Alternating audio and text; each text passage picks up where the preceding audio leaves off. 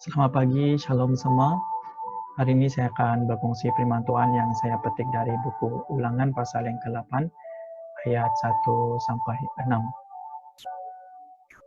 Saudara, COVID-19 merupakan satu krisis yang memberi kita pengalaman baru dalam hidup, di mana kita tidak dapat menjalankan kehidupan kita seperti biasa, seperti sebelumnya. Dan kita menjalankan kehidupan kita ke normal yang baru, ya, menerusi PKP, PKPP, PKBB yang diperkenalkan. Jadi pergerakan kita terbatas, ya, dan banyak kilang, pejabat, sekolah ditutup. Jadi kita tidak dapat melakukan aktiviti kita seharian seperti yang sebelumnya, ya. Dan banyak juga kedai ditutup dan kita tidak bebas untuk bergerak ke mana-mana, ya. Dan kita tidak dapat juga merentas sempadan, ya. Dan yang dari Sarawak tidak dapat balik Sarawak, yang dari Sabah tidak dapat balik Sabah, ya. Dan kalau kita keluar, kita terpaksa menggunakan topeng muka. Ya. Jadi itu merupakan pengalaman baru, ya, yang kita lalui, ya, sepanjang kita berhadapan dengan krisis COVID-19 ini. Jadi tajuk perkongsian saya pada pagi ini ialah tentang pengalaman, ya, pengalaman. Jadi saya percaya setiap kita ada pengalaman masing-masing, ya, dalam hidup, ya. Ada pengalaman yang baik, ada pengalaman yang buruk. Jadi kalau yang baik itu memberikan kenangan manis ataupun kenangan yang indah kepada kita.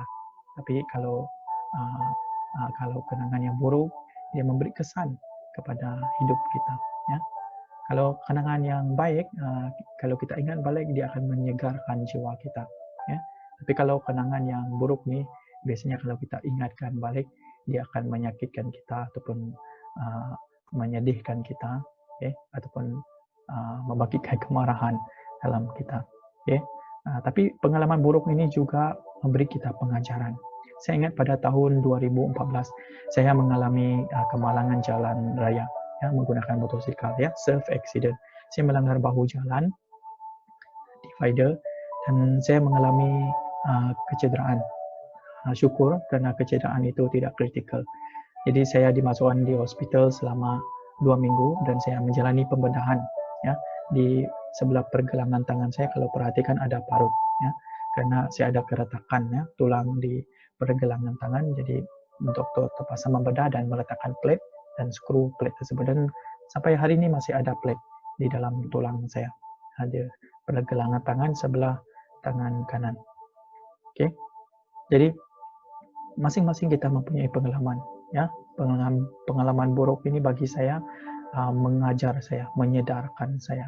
Oke, jadi hari ini kita menyentuh, ya, apa yang dicatatkan di dalam ulangan, buku Ulangan pasal yang ke-8 ayat 1 sampai 6, di mana Musa mengingatkan orang Israel tentang pengalaman mereka selama 40 tahun di padang gurun, ya. Dan pada waktu ini mereka semakin dekat dengan tanah perjanjian yang Tuhan telah janjikan untuk mereka, ya. Jadi setelah mereka berjalan selama 40 tahun, jadi waktunya mereka sudah dekat untuk menjejaki, ya, untuk sampai ke tanah perjanjian. Tapi sebelum mereka melangkah masuk, menjejakkan kaki mereka ke tanah perjanjian, Musa mengingatkan mereka, ya, tentang pengalaman mereka selama 40 tahun di padang gurun. Oke, jadi sepanjang 40 tahun di padang gurun itu ada banyak hal yang berlaku, ya. Ada yang marah, ada yang kecewa, ada yang putus asa. Oke, tetapi ada juga yang tetap setia, ada tetap bersemangat, ada yang tetap bertahan dan tetap berharap. Oke, jadi pengalaman selama 40 tahun itu merupakan krisis bagi mereka, krisis yang sangat buruk bagi mereka. Oke, jadi dalam kehidupan kita kadang-kadang pengalaman buruk itu merupakan krisis, ya, yang buruk yang kita hadapi, yang kita lalui, yang kita alami dalam hidup. Tapi bagaimana kita merespon terhadap pengalaman itu, terhadap krisis tersebut, adalah pilihan kita. Adakah kita marah, adakah kita kecewa, adakah kita putus asa, ataupun kita boleh memilih untuk tetap setia, ataupun tetap bertahan, tetap berharap, dan tetap bersemangat. Okay? Jadi itu yang berlaku. Jadi sepanjang 40 tahun pengalaman pahit mereka di padang gurun itu memberi mereka pengajaran. Jadi Musa mengingatkan mereka beberapa hal. Hal yang pertama, Musa ingatkan kepada mereka, ingatlah seluruh perjalanan yang kamu tempuh dalam pimpinan Tuhan Allahmu di padang gurun selama 40 tahun ini. Melalui semua itu, dia bermaksud untuk merendahkan hatimu, menguji kamu, dan mengetahui apa yang ada dalam hatimu. Sama ada kamu mau berpegang teguh pada segala perintahnya atau tidak. Jadi, Musa mengingatkan mereka, sebenarnya selama 40 tahun mereka di padang gurun itu, sebenarnya Tuhan bermaksud untuk merendahkan hati mereka, menguji mereka, dan mengetahui apa yang ada dalam hati mereka. Okay? Tuhan bermaksud untuk menyadarkan mereka supaya mereka merendahkan hati. Mengajar mereka supaya mereka hanya takut akan Tuhan dan mendengar Tuhan. Ya? Dan supaya mereka sadar siapa mereka di hadapan Tuhan. Ya? Jadi Tuhan yang memilih mereka, Tuhan yang berjanji kepada mereka untuk membawa mereka ke tanah perjanjian. Okay? Jadi itu adalah janji Tuhan. Dan Tuhan ialah Tuhan mereka yang lebih berkuasa ke atas kehidupan mereka, atas hidup mereka. Ya. Jadi Tuhan bermaksud untuk mengajar mereka. Ya. Tuhan membenarkan mereka selama 40 tahun ya, mengharungi perjalanannya di padang gurun adalah untuk merendahkan hati mereka supaya mereka sadar siapa diri mereka di hadapan Tuhan. Okay. Jadi kadang-kadang krisis yang kita lalui yang memberi pengalaman buruk dalam hidup kita juga saudara adalah supaya untuk kita merendahkan diri, supaya kita sadar siapa Tuhan di hadapan kita, siapa Tuhan dalam hidup kita, dan menyadarkan keburukan kita, ya, kedegilan kita, sikap kita, ya. Sebab kadang-kadang apa yang berlaku itu adalah karena sikap kita. Okay? Nah, krisis yang kita lalui adalah karena kita sendiri, ya. Jadi Tuhan bermaksud, ya, Dia membenarkan kita berhadapan dengan krisis tersebut adalah Dia bermaksud untuk menyadarkan kita supaya kita tahu siapa diri kita, ya, supaya kita merendahkan hati kita di hadapan Dia. Jadi Musa juga mengingatkan mereka hal yang kedua di ayat yang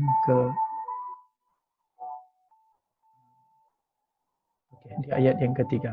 Hal yang kedua, Dia merendahkan hatimu, membiarkan kamu lapar, dan memberi kamu makan mana, yaitu makanan yang belum pernah dikenali, baik oleh kamu maupun oleh nenek moyangmu, supaya kamu sadar bahwa manusia hidup bukan dengan roti sahaja, tetapi dengan setiap firman yang keluar daripada mulut Tuhan.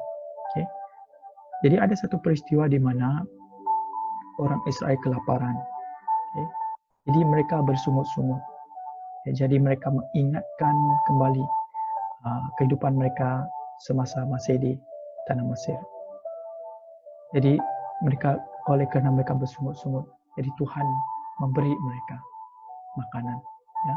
Dan mereka makan makanan itu dan kekenyangan dan memperoleh tenaga untuk terus jalankan perjalanan mereka, ya. Jadi di sana Musa ingatkan bahwa sebenarnya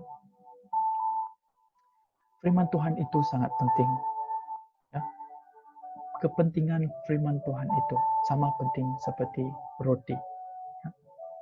Seperti mana mereka memerlukan roti untuk teruskan perjalanan mereka, memberi tenaga, begitu juga mereka perlukan firman Tuhan, ya, perintah Tuhan yang mereka perlukan untuk mereka terus melangkah, untuk mereka terus mempunyai semangat, ya, untuk meneruskan perjalanan.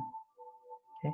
Jadi saudara, kadang-kadang di dalam krisis hidup yang kita lalui, yang buruk, yang memberi pengalaman buruk dalam hidup kita, kadang-kadang kita juga mempersoalkan kenapa itu berlaku.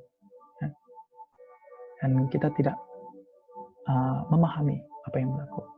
Jadi seperti yang saya katakan tadi, kadang-kadang krisis yang berlaku itu adalah karena sikap kita sendiri, kedengkilan kita sendiri.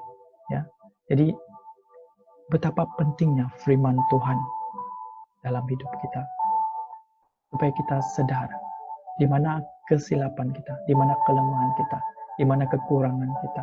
Ya, dan firman Tuhan menyatakan jawaban-jawaban atas persoalan-persoalan hidup kita. Jadi seperti mana nasi ataupun roti yang kita makan untuk kekenyangan tubuh fisikal kita untuk hidup, begitu juga firman Tuhan sangat penting untuk kita, untuk teruskan hidup. Karena firman Tuhan juga memberi hidup ya, di dalam roh kita. Okay. Jadi krisis ataupun pengalaman hidup yang buruk itu menyadarkan kita betapa perlunya kita firman Tuhan. Jadi hal yang ketiga yang Musa ingatkan orang Israel di ayat yang keempat dan kelima. Selama 40 tahun ini, pakaianmu tidak menjadi usang pada tubuhmu, dan kakimu pun tidak menjadi bengkak. Maka sadarilah dalam hatimu bahwa seperti seseorang yang mendidik anaknya, demikianlah Tuhan Allahmu mendidik kamu. Jadi Musa mengingatkan mereka bahwa Tuhan sebenarnya mengasihi mereka. Jadi Tuhan membenarkan mereka mengharungi perjalanan selama 40 hari untuk mengajar mereka supaya mereka setia kepada Tuhan, supaya mereka mendengar firman Tuhan. Dan pengalaman selama 40 tahun itu mengajar mereka, ya, seperti bapa mengajar anaknya, demikian Tuhan mengajar mereka. Karena kasih Tuhan itu, ke atas mereka. Tuhan telah memilih mereka melalui Abraham dan keturunannya, dan mereka pun dikasihi. Dan janji itu adalah untuk mereka, supaya mereka berada di tanah perjanjian yang Tuhan telah janjikan kepada mereka. Jadi Tuhan tidak suka kedengkilan mereka, Tuhan tidak suka ketidaksetiaan mereka. Jadi untuk menyadarkan mereka, supaya mereka rendahkan hati, supaya mereka setia, Tuhan membenarkan ya, krisis itu, peristiwa itu, ataupun apa yang mereka lalui selama 40 tahun ya, di tanah padang gurun. Okay. Jadi kadang-kadang krisis yang berlaku dalam hidup kita itu adalah supaya kita sadar bahwa sebenarnya Tuhan mengasihi kita. Saya melihat, setiap kali kalau saya melihat parut saya akan mengingatkan diri saya bahwa sebenarnya saya masih dikasihi Tuhan. Masih ada kesempatan untuk saya berubah dalam hidup saya. Saya tidak tahu kalau waktu itu adalah waktu terakhir saya hidup. Saya tidak tahu. Tapi setiap kali kalau saya ingat hal itu, pengalaman itu, dia mengajar saya, dia menyadarkan saya. Sebenarnya saya masih dikasihi Tuhan. Okay? Dan saya perlu berubah. Dan saya sadar bahwa sebenarnya Tuhan mengasihi saya. Okay? Jadi kalau kita tengok hari ini krisis COVID-19, kadang-kadang kita bertanya, kenapa Tuhan membenarkan COVID-19 ini berlaku? Okay? Saya membawa kita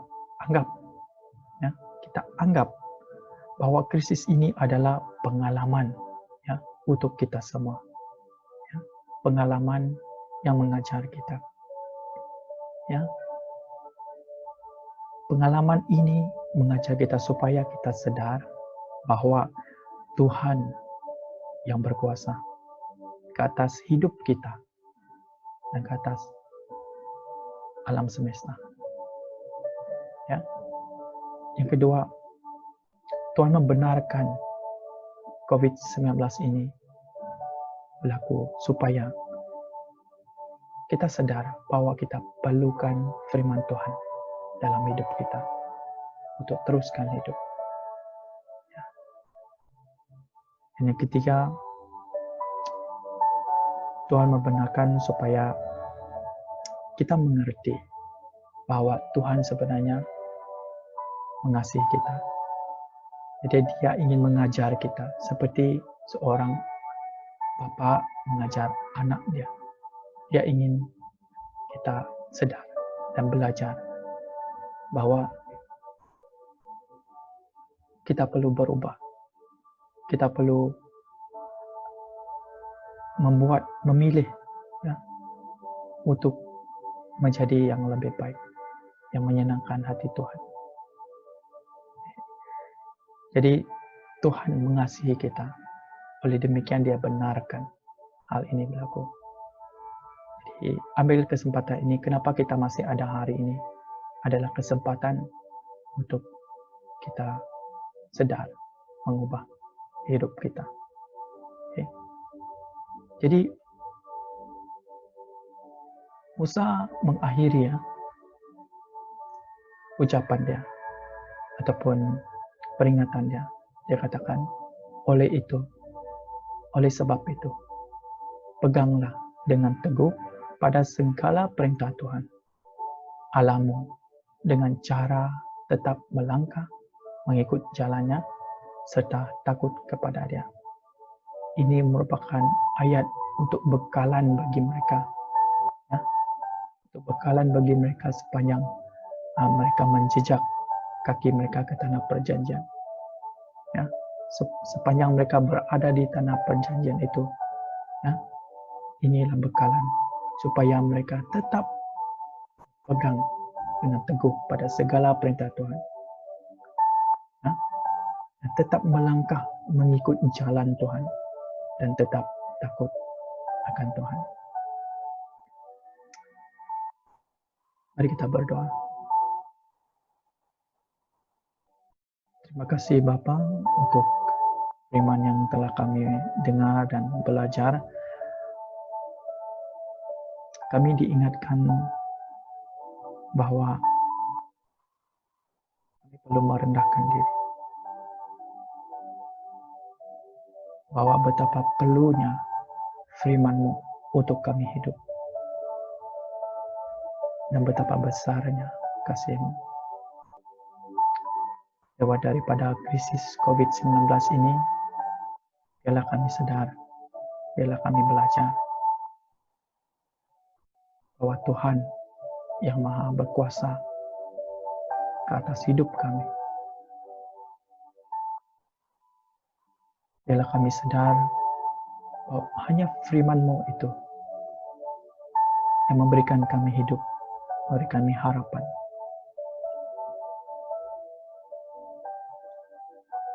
Dan biarlah kami sadar bahwa sebenarnya kami dikasihi oleh Engkau. Terima kasih Tuhan. Terpuji nama-Mu dan mulialah Engkau. Dalam nama-Mu Yesus Kristus kami berdoa. Amin. Terima kasih. Tuhan memberkati.